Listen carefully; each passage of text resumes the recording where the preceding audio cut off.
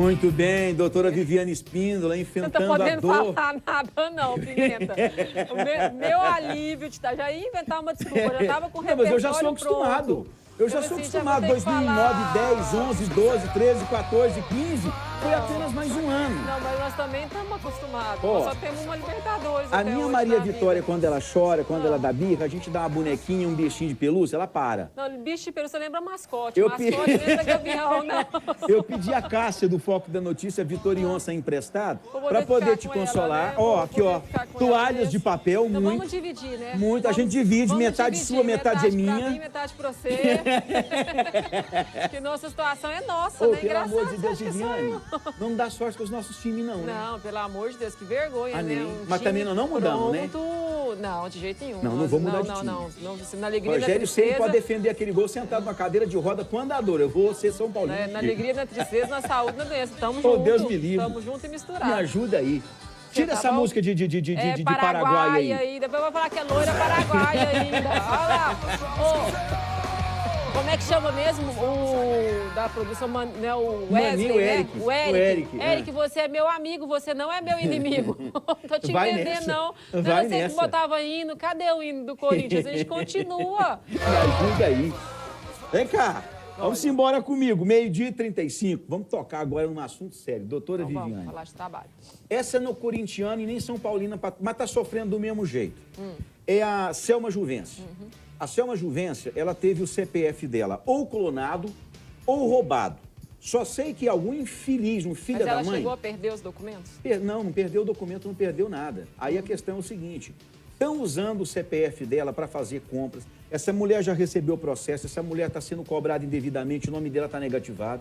E eu fiz questão de produzir uma matéria com a Selma, porque a Selma é retrato de muitos outros cidadãos que estão passando por esse problemão. E você sabe como é que isso acontece, né? Esses dados chegam até essas quadrilhas estelionatárias, eles compram um banco de dados, de dados de bancos, de lojas. Às vezes ela não teve, realmente ela nunca teve o CPF, a documentação perdida. Não teve. Mas ela fez o cadastro de alguma loja que vendeu o banco de dados para essa quadrilha. E eles utilizam esses dados indevidamente, fazem documentos falsos, que aqui no Brasil, infelizmente, isso é muito fácil de fazer, e sai usando de forma aleatória. Agora, em cada local que esse documento foi usado, ela pode entrar com uma ação de indenização contra cada uma das pessoas. Tem absurdos que são tão grandes que o cara chama João da Silva Neto. Só que o pai, às vezes, no documento não é João da Silva Filho, é outro nome. E aí o falsário tem a capacidade de colocar lá João da Silva Filho, na identidade que ele monta, para poder passar nos locais. E aí, a hora que vai, não tem nada a ver, não precisa nem de prova pericial. E o original fica ferrado. E o original fica devendo Deus e o mundo. Eu produzi a matéria com a Selma Juvencio e vou trazer essa matéria como forma de esclarecer.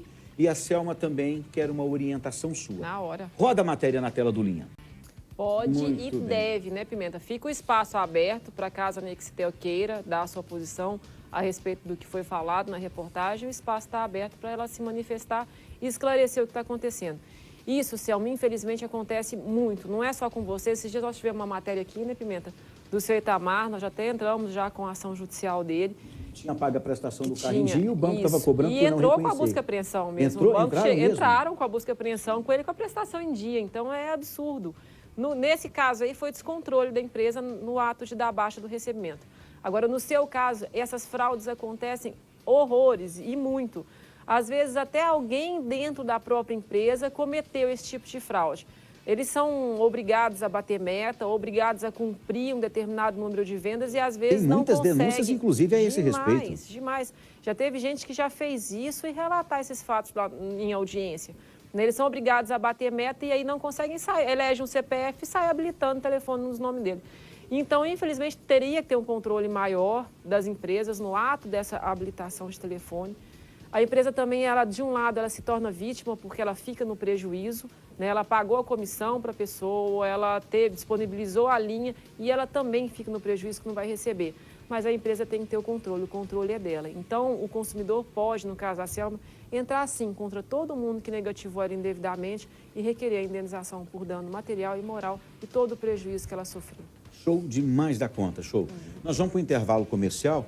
Nós voltamos já. Pega a sua quantidade de toalha aí. Parte. Eu pego a minha aqui. A gente continua com o nosso show. Mais que eu. O meu vexame foi maior do que o seu. Nós vamos pro nosso desabafo aqui, a gente pelo menos perdeu do Cruzeiro, o meu perdeu do Guarani. O Guarani foi fogo. Pois é, do Paraguai não. Nossa, terrível. Ai, meu Deus do céu. Põe a música do Vado aí pra nós, ô produção. Ai, põe aqui da sofrência aqui.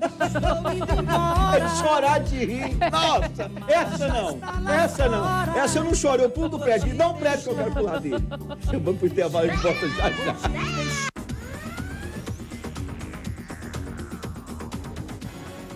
Vamos continuar aqui. Agora você viu as imagens.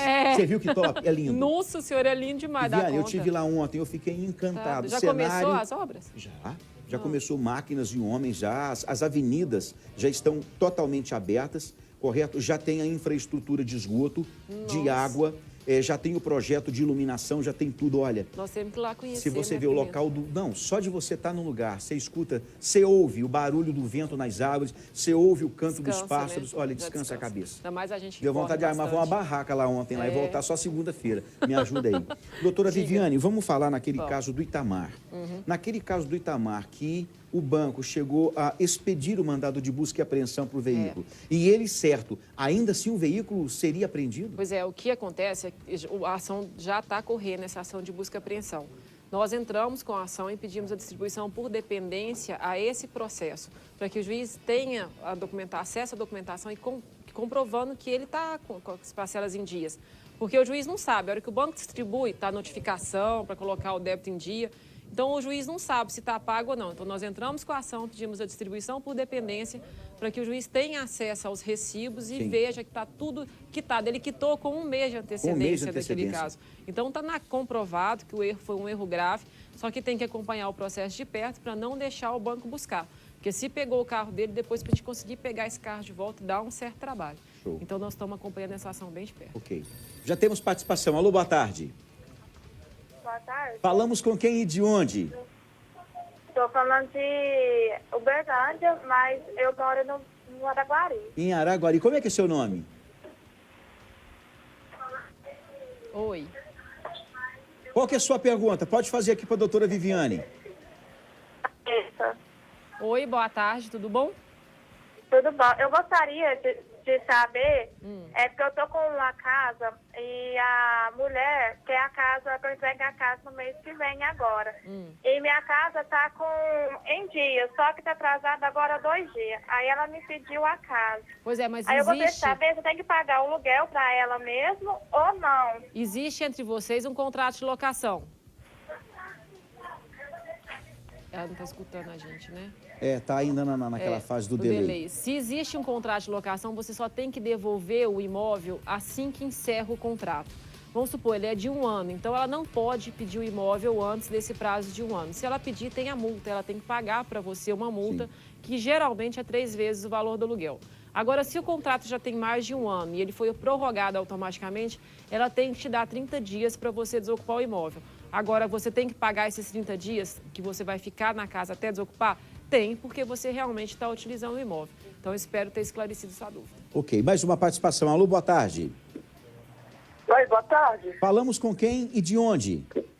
Meu nome é Patrícia, Tupaciguara. Ô, Patrícia, obrigado pela tua presença. Abraço para vocês aí em Tupaciguara. Qual que é a pergunta? Tem uma matéria ótima. Deixa eu te falar. Eu queria perguntar para a doutora o seguinte. Oi, que eu fui fichada de 2012 a 2013. Certo. E depois passou na televisão sobre o FGTS, que parece que eles não colocaram, não depositaram direito. Você é doméstica? Se eu tenho que entrar com advogado? Você é doméstica? Isso? É doméstico o seu caso? Oi? Você é doméstica? Não, era auxiliar de serviços gerais.